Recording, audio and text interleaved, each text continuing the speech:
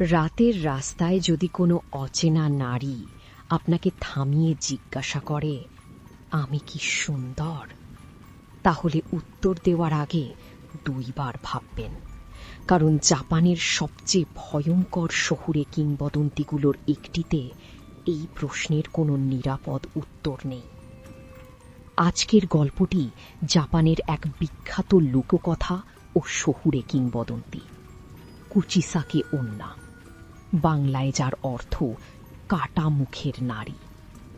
কেউ বলে সে ছিল একসময় অসাধারণ সুন্দরী এক নারী, কেউ বলে সে ছিল এক সামুরাইয়ের স্ত্রী, আবার কেউ বলে সে ছিল কোনো প্রভাবশালী পুরুষের উপপত্নী। কিন্তু তার সৌন্দর্যই শেষ পর্যন্ত তার অভিশাপ হয়ে দাঁড়ায়।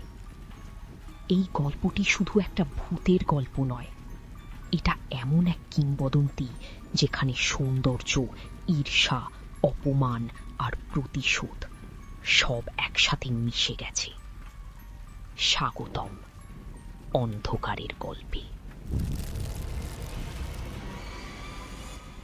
জাপানের শহরগুলোতে সন্ধ্যার পর কিছু রাস্তা অদ্ভুতভাবে শান্ত হয়ে যায়।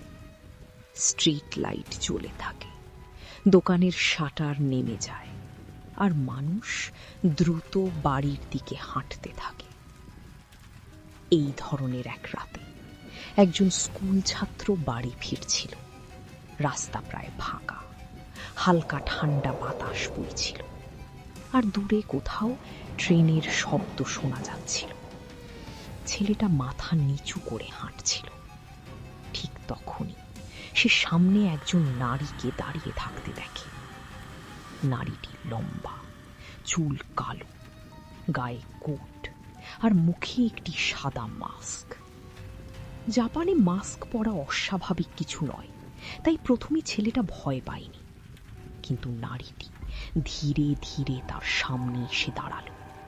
কিছুক্ষণ চুপ করে তাকিয়ে রইল, তারপর খুব শান্ত গলায় জিজ্ঞেস করল, আমি কি সুন্দর? ছেলেটা একটু থেমে গেল। প্রশ্নটা অদ্ভুত ছিল, কিন্তু নারীটির চোখ দেখে মনে হচ্ছিল সে সত্যি উত্তর চায়। ছেলেটা ধীরে বলল, হ্যাঁ, আপনি সুন্দর। নারীটি কিছুক্ষণ চুপ করে রইল, তারপর দুই হাতে নিজের মাস্কটা খুলে ফেলল। আর তখন ছেলেটা দেখল তার মুখের দুই পাশ কান পর্যন্ত কাটা, একটা অস্বাভাবিক ভয়ঙ্কর হাসির মতো। নারীটি আবার জিজ্ঞেস করল, এখনো কি আমি সুন্দর? এই প্রশ্নটাই কুচিসাকে ওন্না কিংবদন্তির সবচেয়ে ভয়ঙ্কর অংশ। কারণ লোককথা অনুযায়ী যদি কেউ না বলে সে আক্রমণ করে, আর যদি কেউ হ্যাঁ বলে তাহলে সে নাকি সেই মানুষের মুখও নিজের মতো করে কেটে দেয়। কিছু সংস্করণে বলা হয় তার হাতে থাকে কাঁচি, কিছু সংস্করণে বলা হয় ছুরি, আবার কিছু গল্পে বলা হয় সে এত দ্রুত চলতে পারে যে তার কাছ থেকে দৌড়ে পালানো যায় না। কিন্তু এই গল্পের আরেকটি অদ্ভুত দিক আছে। বিভিন্ন অঞ্চলে মানুষ বাঁচার জন্য বিভিন্ন উপায়ের কথা বলত। কেউ বলতো তার প্রশ্নের উত্তরে বলতে হবে মাঝামাঝি, মানে না সুন্দর না অসুন্দর। এতে নাকি সে বিভ্রান্ত হয়ে যায়। কেউ বলতো তার সামনে মিষ্টি ছুঁড়ে দিলে সে কিছু সময়ের জন্য থেমে যায়। আবার কেউ বলতো একটি নির্দিষ্ট শব্দ বারবার বললে সে পিছিয়ে যায়। কিন্তু এগুলোও নিশ্চিত কোনো নিয়ম নয়, কারণ এই গল্পের প্রতিটি সংস্করণের শেষটা একটু আলাদা। কোথাও সে শিশুদের ভয় দেখায়, কোথাও সে একা পথচারীদের সামনে আসে, কোথাও সে স্কুলের রাস্তার পাশে দাঁড়ায়, আবার কোথাও বলা হয় কুয়াশাচ্ছন্ন সন্ধ্যায় সে হঠাৎ মানুষের সামনে উপস্থিত হয়। এই কিংবদন্তির পুরনো শিকড় নিয়ে অনেক মত আছে।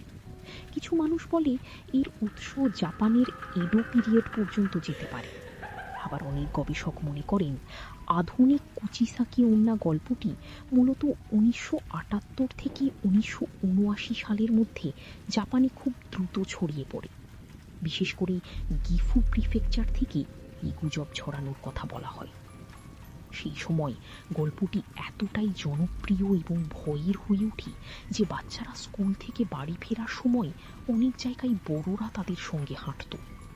এটা প্রমাণ করে কখনো কখনো একটা গল্প বাস্তব না হলেও মানুষের মনে তার প্রভাব খুব বাস্তব হতে পারে। কুচিসাকি ওন্না হয়তো সত্যিকারের কোনো নারী নয়, হয়তো সে শুধু একটা শহুরে কিংবদন্তি, কিন্তু তার প্রশ্নটা আজও মানুষকে অস্বস্তিতে ফেলে। কারণ সে শুধু মুখের সৌন্দর্য নিয়ে প্রশ্ন করে না, সে মানুষের ভয়, দ্বিধা আর ভুল উত্তর দেওয়ার আতঙ্ককে স্পর্শ করে। ভাবুন তো, রাতের রাস্তা, চারপাশে কেউ নেই, আপনার সামনে দাঁড়িয়ে আছে মাস্ক পরা এক নারী। সে খুব শান্তভাবে জিজ্ঞেস করছে, আমি কি সুন্দর? আপনি কি উত্তর দেবেন? কুচিসাকি ওন্নার মুখ এমন হলো কিভাবে? এই প্রশ্নের উত্তর নিয়ে জাপানে অনেক রকম গল্প প্রচলিত আছে। একটি পুরনো সংস্করণে বলা হয় সে এক সময় ছিল খুব সুন্দরী এক নারী। তার সৌন্দর্য নিয়ে মানুষ কথা বলতো। রাস্তা দিয়ে হাঁটলে অনেক পুরুষ নাকি তার দিকে তাকিয়ে থাকত। কিন্তু সেই সৌন্দর্যই তার জীবনে ভয়ঙ্কর পরিণতি নিয়ে আসে। কিছু সংস্করণে বলা হয় তার স্বামী ছিল ভীষণ ঈর্ষান্বিত। সে বিশ্বাস করত তার স্ত্রী অন্য পুরুষদের সঙ্গে সম্পর্ক করছে। একদিন রাগ আর অপমানে অন্ধ হয়ে সে তার স্ত্রীর মুখ কেটে দেয়, মুখের দুই পাশ কান পর্যন্ত। আর বলা হয় সে তখন তাকে জিজ্ঞাসা করেছিল, এখন কি তোমাকে সুন্দর বলবে? এই ঘটনার পর মহিলাটি মারা যায়, অথবা কিছু সংস্করণে বলা হয় সে অদৃশ্য হয়ে যায়। কিন্তু গল্প এখানেই শেষ হয় না। মৃত্যুর পর তার আত্মা ফিরে আসে একটি প্রতিশোধ পরায়ণ আত্মা হিসেবে। জাপানি লোককথায় এই ধরনের আত্মাকে বলা হয় অনরিও। অনরিও হলো এমন এক আত্মা যে জীবনের কষ্ট, অপমান আর অন্যায় মৃত্যুর প্রতিশোধ নিতে ফিরে আসে।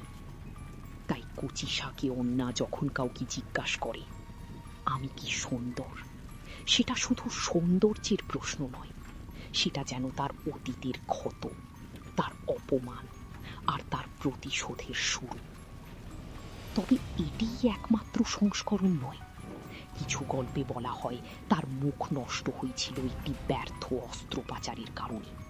কিছু গল্পে বলা হয় একজন ঈর্ষান্বিত নারী তাকে আক্রমণ করেছিল। আবার আধুনিক কিছু সংস্করণে তার মুখের আঘাতকে দুর্ঘটনার সঙ্গে যুক্ত করা হয়। কিন্তু সংস্করণ যাই হোক, একটা বিষয় একই থাকে, সে ফিরে আসে মুখ ঢেকে, নীরব রাস্তায়, আর একই প্রশ্ন নিয়ে, আমি কি সুন্দর? আপনি কি আগে কখনো কুচিসাকি ওন্নার গল্প শুনেছেন?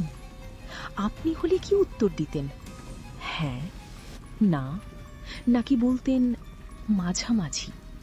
আপনার উত্তর কমেন্টে লিখে জানান। আর আপনি যদি পৃথিবীর অন্য কোনো দেশের ভয়ঙ্কর লোককথা, শহুরে কিংবদন্তি বা মানুষের মুখে মুখে ছড়িয়ে থাকা রহস্যময় গল্প জানেন, তাহলে সেটাও কমেন্টে লিখুন। আপনার বলা গল্পই হয়তো অন্ধকারের গল্পের পরের ভিডিও হবে। আর এমন আরও বাস্তব লোককথা, শহুরে কিংবদন্তি আর অন্ধকার গল্প শুনতে সাবস্ক্রাইব করুন অন্ধকারের গল্প। আজকের রাত এখানেই শেষ, কিন্তু অন্ধকারের গল্প এখনো বাকি আছে।